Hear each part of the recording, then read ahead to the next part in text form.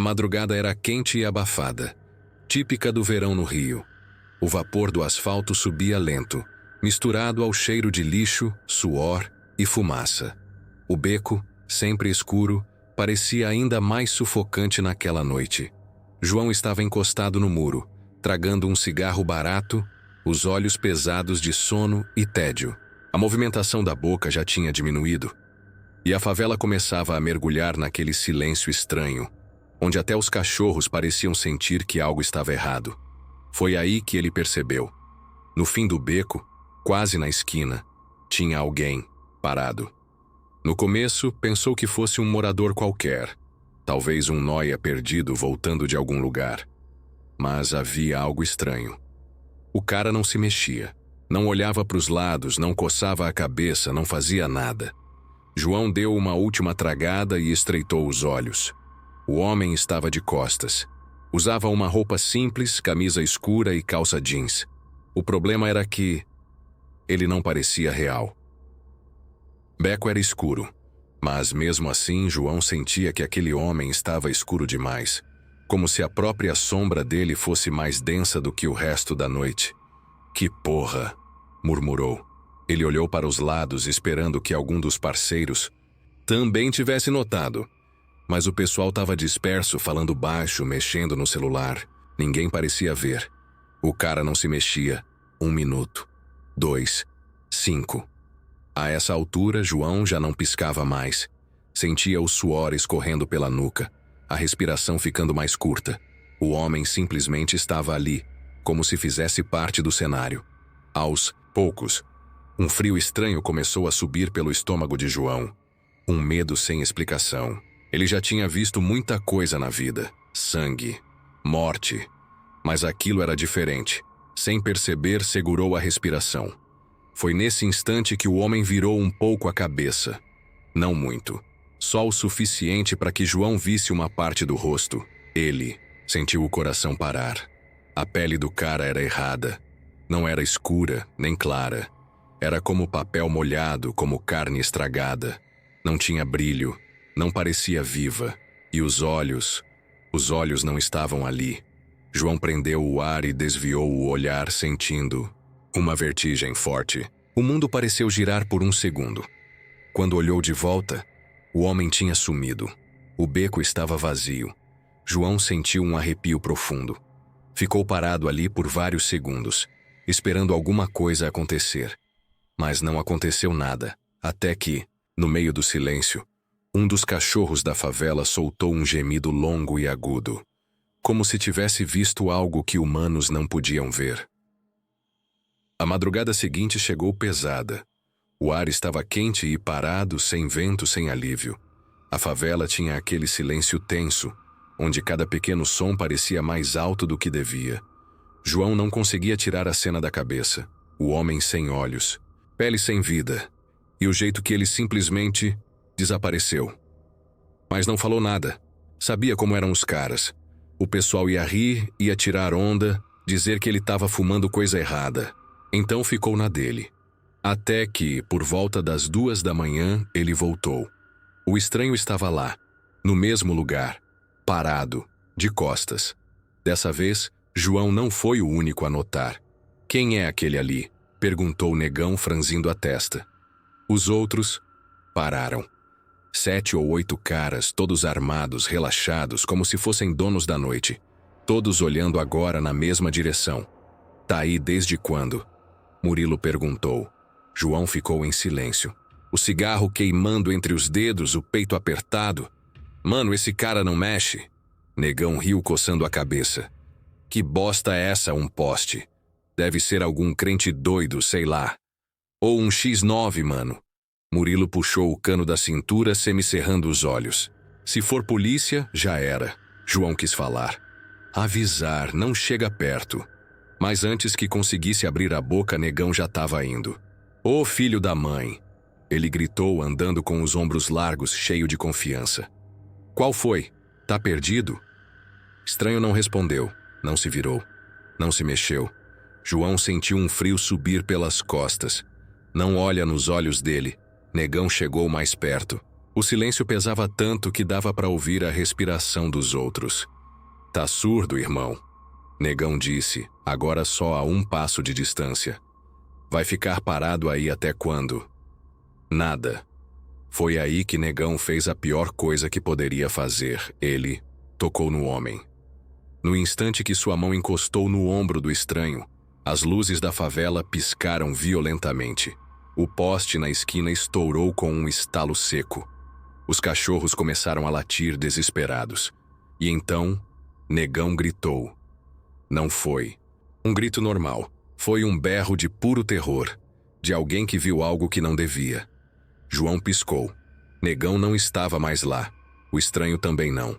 Só o vento quente, o som dos cachorros uivando e a escuridão densa do beco. Os caras ficaram paralisados. O medo entrou neles de um jeito estranho. Não era medo de tiro, não era medo de polícia. Era medo do que não dava para entender. Que droga foi essa? Murilo sussurrou pálido. Negão? Alguém chamou. Nada. Apenas o som da madrugada e uma sensação terrível de que alguma coisa ali ainda estava olhando para eles. A favela inteira parecia diferente naquela noite. Ou talvez fosse João que estivesse diferente. Depois do que aconteceu com Negão, ninguém falou mais nada. Os caras simplesmente foram embora. Desceram o beco, entraram em casa, trancaram as portas e fingiram que nada aconteceu. Mas João sabia que ninguém ali ia dormir direito. O sumiço de Negão foi rápido demais, errado demais. Ele tentou se convencer de que o cara ia aparecer mais tarde, bêbado ou rindo, dizendo que tudo era uma pegadinha idiota. Mas no fundo, sabia que não ia. E o pior? O estranho não voltou. Não naquela noite. O tempo passou. 2 dias. Depois 3. Nada de Negão. Na favela começaram a inventar histórias. Alguns diziam que ele tinha fugido por causa de um acerto de contas. Outros falavam que ele foi preso. Os mais velhos sussurravam coisas sobre o outro lado, sobre quem não devia ser tocado. Mas João sabia a verdade. E então, na 4ª noite, algo aconteceu. Era quase 2 da manhã quando ele acordou com um som. Estranho, toque, toque, toque, 3 batidas secas. Lá fora. João sentiu um arrepio subir pela espinha. Ficou imóvel, ouvindo. O barulho parecia vir da porta de casa. Ele não queria levantar, mas alguma coisa o obrigava a fazer isso. Quando chegou na porta, o silêncio pesava no ar. Ele encostou o ouvido na madeira, segurando a respiração. Nada. A rua estava muda. Ele segurou a maçaneta com a mão suada. Girou. A porta se abriu devagar, rangendo. O beco estava vazio. Mas antes que ele pudesse se sentir aliviado, viu no chão algo que fez seu sangue gelar. Eram pegadas. Pegadas molhadas, saindo da frente da porta dele, como se alguém tivesse ficado parado ali, esperando, observando. João sentiu o estômago revirar. O suor escorreu frio. Ele engoliu em seco e fechou a porta rápido, trancando 2 vezes. Tentou respirar fundo, mas foi aí que percebeu. O ar na casa estava diferente. Pesado. Denso. E então, veio o som. Uma risada baixa. Dentro da casa. João congelou. E quando virou a cabeça devagar para olhar o corredor escuro, ele viu. Negão estava parado ali, mas alguma coisa nele estava errada. A favela respirava medo. Não era o tipo de medo comum, aquele causado pelas sirenes, pelos tiros, pelas disputas silenciosas por território. Era um medo diferente. Era algo que eles não conseguiam entender. O sumiço de Negão se tornou um fantasma, na cabeça de João e dos outros. Era impossível ignorar. Ele simplesmente desapareceu. Como fumaça. Como se nunca tivesse existido. Mas ele existiu. E João viu. A primeira tentativa de resposta veio com os moradores. Os traficantes começaram a perguntar, a sondar, a tentar arrancar qualquer informação, mas os rostos diziam mais do que as bocas.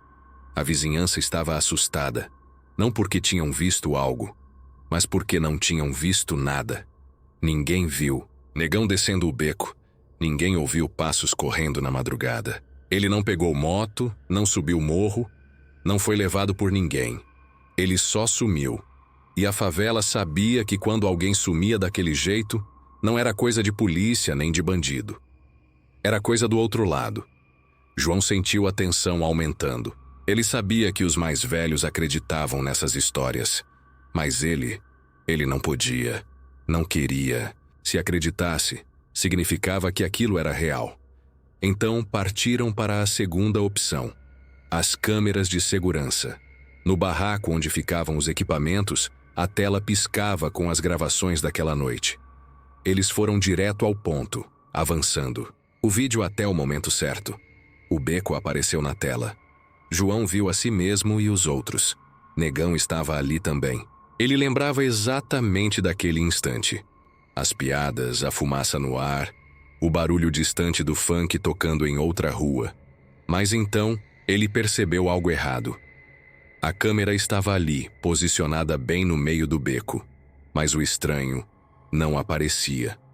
Negão olhava para um ponto fixo na tela, mas para a câmera não havia nada ali. O desconforto começou a se espalhar entre eles. Negão deu um passo à frente. Na tela, ele falava algo, mas não dava para ouvir.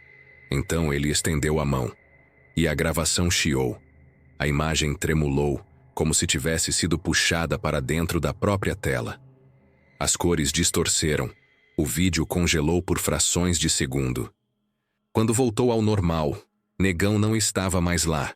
Não havia ninguém. Nada. Só uma mancha escura. Um borrão estranho, pulsante, como se a própria noite tivesse sugado ele para dentro. O ar no barraco ficou pesado. Errado. João engoliu seco. Aquilo não fazia sentido. A tensão virou uma febre na favela. O beco virou tabu. Os moradores começaram a evitá-lo. Diziam que sentiam um frio anormal ali, mesmo nas noites mais quentes. Outros juravam ouvir passos, risadas baixas, vozes murmurando seus nomes. O boato se espalhou rápido. Diziam que se alguém passasse por ali depois da meia-noite, via uma sombra parada no canto do beco, esperando, observando. E que, se tivesse coragem de olhar nos olhos dela, nunca mais seria visto de novo. A favela já não era mais a mesma. O beco virou um vazio, uma ferida aberta no meio das vielas. Ninguém passava por lá, nem de dia, nem de noite. Até os cachorros, antes acostumados a farejar restos de comida e marcar território, se recusavam a se aproximar. João sentia isso. Sentia como se o próprio ar ali estivesse contaminado. Mas era impossível fugir para sempre. As bocas continuavam funcionando. Os esquemas não podiam parar. Ele precisava passar pelo beco. Aquela noite, o vento soprava quente, pesado, carregando o cheiro da cidade misturado com algo podre, algo errado. João respirou fundo, controlando o desconforto. O beco parecia ainda mais estreito, ainda mais escuro. A luz do poste piscava como se estivesse prestes a apagar. Ele forçou os passos, ignorando o arrepio na pele. Estava tudo calmo, calmo demais. Mas, quando passou pelo ponto exato onde Negão desapareceu, o silêncio acabou. De repente, um som baixinho, quase um sussurro. João. Ele congelou. Os pelos da nuca se arrepiaram. O ar ficou gelado como se tivesse entrado num lugar sem vida. Ele olhou para os lados. Nada. Mas então, algo chamou sua atenção. Na parede de um dos barracos, uma sombra se projetava. Uma sombra que não devia estar ali, porque não havia ninguém para projetá-la. O coração disparou. A sombra se moveu. Ela se esticou, cresceu até quase tocá-lo. E então, abriu os olhos. Não eram olhos humanos. Eram buracos, vazios, dois abismos negros que sugavam tudo para dentro. João tentou correr, tentou gritar, mas o corpo dele não respondia. A sombra deu um passo à frente. Ele sentiu quando algo frio tocou seu ombro. E então, tudo escureceu. Na manhã seguinte, os primeiros moradores que saíram para trabalhar encontraram algo estranho. No beco, um celular jogado no chão. A tela ainda estava acesa. Exibia uma notícia. Jovem desaparece em circunstâncias misteriosas no complexo do Alemão. Última localização. Um beco conhecido por relatos sobrenaturais. A matéria falava de João, mas não existia foto dele. Onde devia estar seu rosto? Só havia uma mancha escura.